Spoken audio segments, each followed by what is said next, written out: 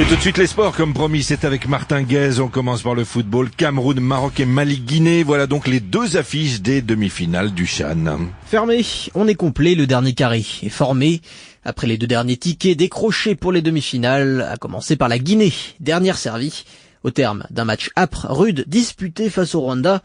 Des Amavubies qui pensaient que le match serait plus simple après le carton rouge dès la 14e minute pour le Guinéen Mouri Kanté.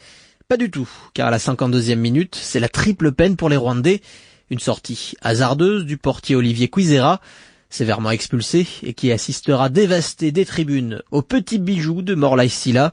Un coup franc expédié en pleine lucarne. Malgré deux frappes sur les poteaux, le Rwanda s'arrête là, défaite 1-0.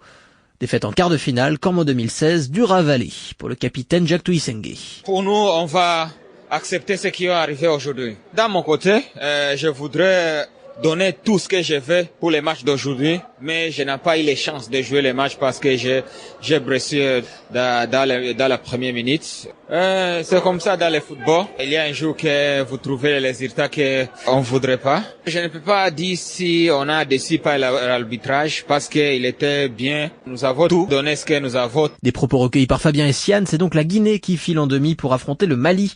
Tandis que le Maroc rejoint le Cameroun, des Marocains tenants du titre qui montent en puissance dans cette compétition. Ils avaient commencé en ne marquant qu'un seul but lors des deux premiers matchs.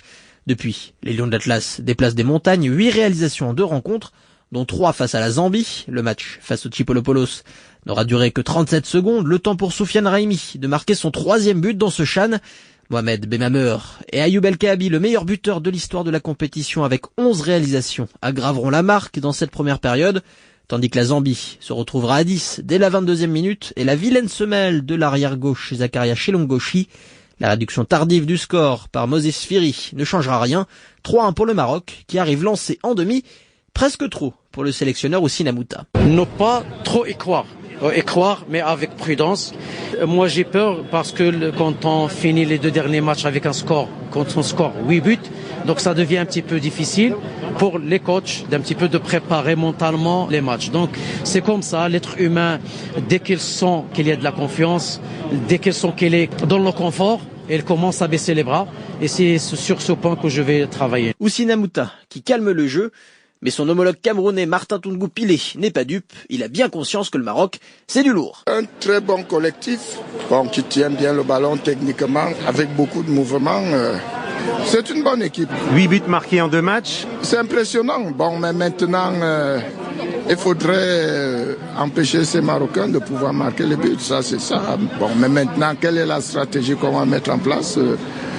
Je vais voir avec les entraîneurs qui étaient là au stade rapidement mettre une stratégie pour que les Marocains ne jouent pas à l'aise. Des propos recueillis par Eric Mamrut. Cameroun-Maroc, une demi-finale aux allures de finale, mercredi soir à Limbé.